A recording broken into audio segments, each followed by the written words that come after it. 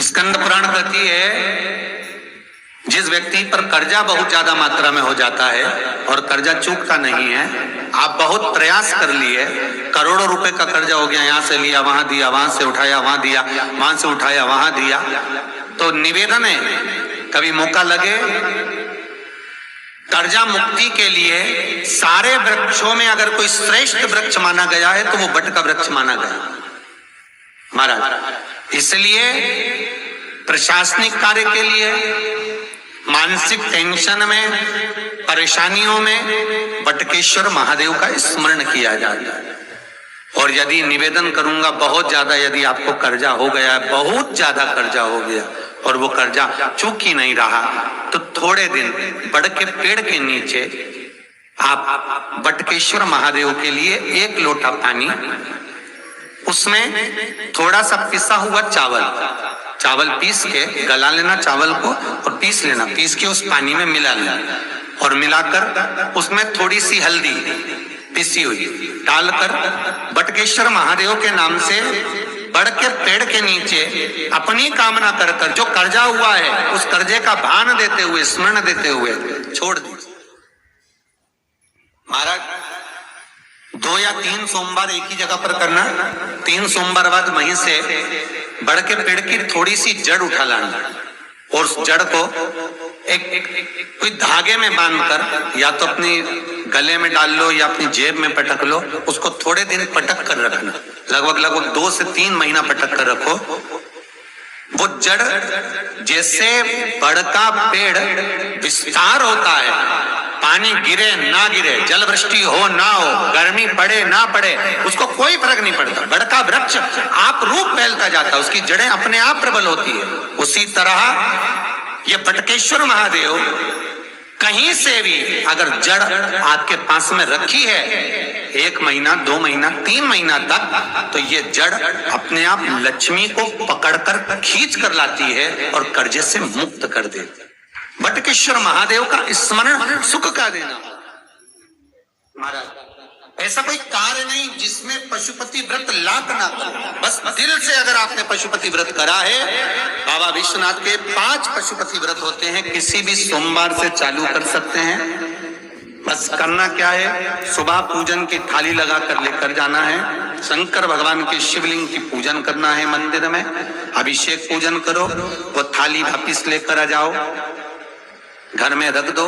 उसी थाली में शाम के समय प्रदोष काल में सूर्य डूब रहा हो, उसके कुछ ही समय के बाद आप आनंद में 6 दिए घर से लेकर जाओ, थोड़ा सा मीठा बना कर लेकर जाओ और 5 दिए शंकर जी के मंदिर में लगाओ। पूजन करने के बाद में मीठे के 3 हिस्से कर दो, 2 हिस्से बाबा के मंदिर में अलग अलग रखिए, एक ही प्लेट में 2 हिस्से नहीं रखना है, दोनों हिस्सों को अलग अलग कटोरी में, अलग अलग दोने में, अलग अलग प्लेट में बाबा को रख दो और एक हिस्सा, एक दिया लेकर आ जाइए। घर के दरवाजे में प्रवेश करते समय राइट भाग में एक दिया घी का लगा दीजिए जो लेकर आए हो मंदिर से, उसको जला के नहीं लाना है, वहीं पर जलाना। दरवाजे के पास आराम से बैठो, दिया जलाओ और प्रसाद लेकर अपनी कामना कर कर घर के अंदर सीधा पांव रखकर अंदर चले जाओ। सवेरे फरियाल करो, शाम को भोजन करो।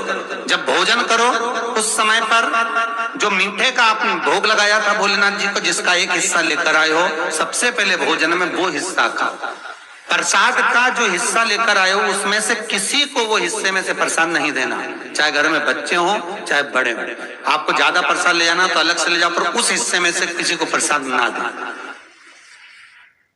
और वो प्रसाद पहले पाकर फिर आप भोजन प्रसादी ग्रहण करें। पर इसका नियम यह है कि प्रसाद जब आप लेकर आते हैं, आपको पहले भी कथा में कहा कि शंकर का प्रसाद रात भर नहीं रखा था।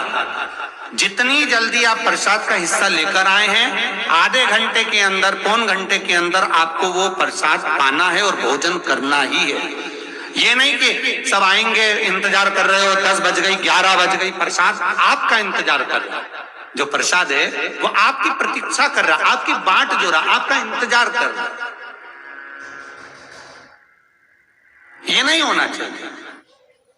महाराज कितना सुंदर कहा है शास्त्रों में कि केवल एक देव अधिदेव महादेव एक ऐसे होते हैं जिनका प्रसाद रात भर नहीं रखा था, वहां से लिया है। प्रसाद लाकर ताजा रहता है जब तक आप पाते हैं, फिर वो फ्रिज में रख देते हैं। फ्रिज में रखा रखा किसी ने खाया नहीं खाया, जितने समय तक फ्रिज में प्रसाद रखा रहता है वो इंतजार करता है कि कोई मुझे प्रसाद भक्षण करे। प्रसाद का मतलब होता है प्रभु का साक्षात दर्शन।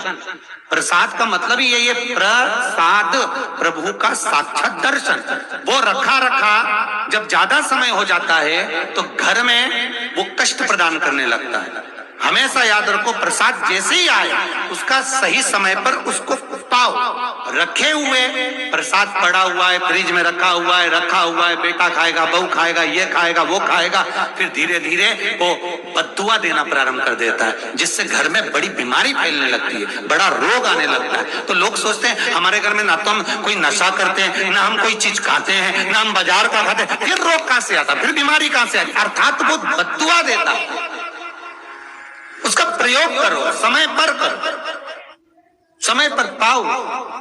कई लोग कहते हैं महाराज जी हमारे ये बीमारी कहां से आ गई, जरा पत्रिका में तो कोई बीमारी ही नहीं दिख रही। हमने तो सबसे पूछा ये बीमारी का योग ही नहीं है, फिर बीमारी कहां से आई? ना तो हम कोई व्यसन करते,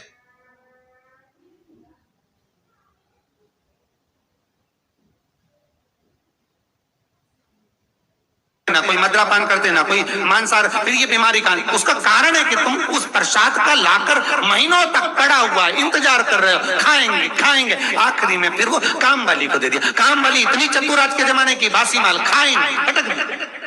कौन पड़ा वो बदुआ।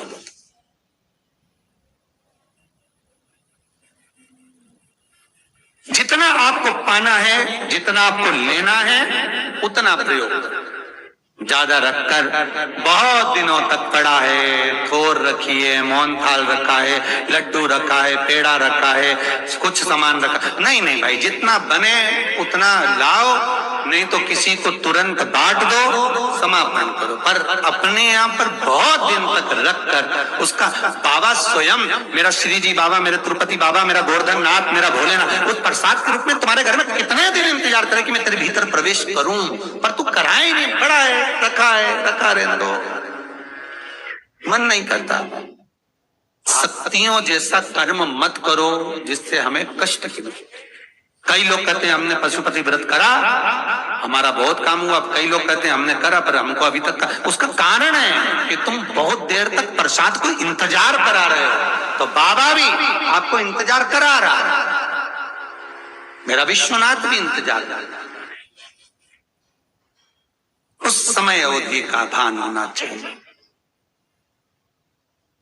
निगाह हटी, दुर्घटना घटी, बस ध्यान रखो। हम कहते हैं कि हम पूजन करते हैं, हम पाठ करते हैं, हम अर्चना करते हैं, हम अनुष्ठान करते हैं, हम भगवान की सेवा करते हैं, फिर दुख हमको ही क्यों आता है? उसका कारण केवल इतना सा कि दुख हम खुद बुलाते हैं, दूसरा नहीं। हम स्वतः पशुपति व्रत 5 व्रत करो। 5 व्रत पूर्ण होने पर कई माताएं कहती हैं कि बीच में हमारे व्रत छूट जाते हैं रजस्वला धर्म के समय पर, तो व्रत तो करना पड़ेगा पर पूजन नहीं होगी और वो गिनती में भी नहीं आएगा। पर व्रत करना है पर गिनती में नहीं आएगा। पूजन भले मत करो, 7 दिन बाद आप जो व्रत करें वो अपने ऊपर है, पर गिनती में नहीं आएगा। व्रत करना पड़ेगा।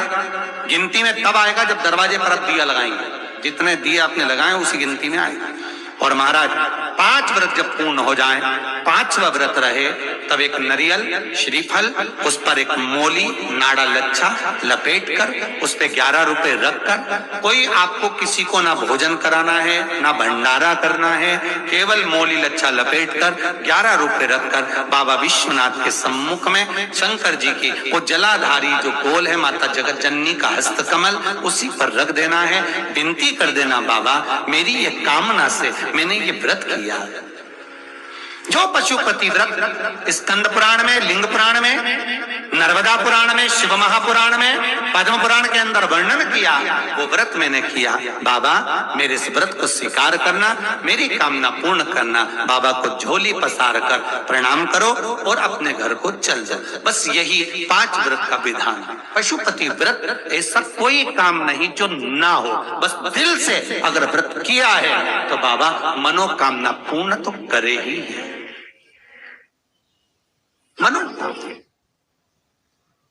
आप हमारे घर के, चाहे घर की धर्मपत्नी हो, चाहे भांजे हो, कोई प्रॉब्लम होती है, मुझसे कह रहे थे पशुपति व्रत कर लो, हो जाए। बस पशुपति व्रत में आपका भाव शुद्ध होना चाहिए। निर्मल चित्त निर्मल मन सो मोहि पावा, मोहि छल छिद्र कपट ना भावा। निर्मलता के भाव में भगवान मिल सकता। और फिर निवेदन करूंगा, 1 लोटा पानी चढ़ाओ ना चढ़ाओ, पर बाबा से दिल से आप मिलो।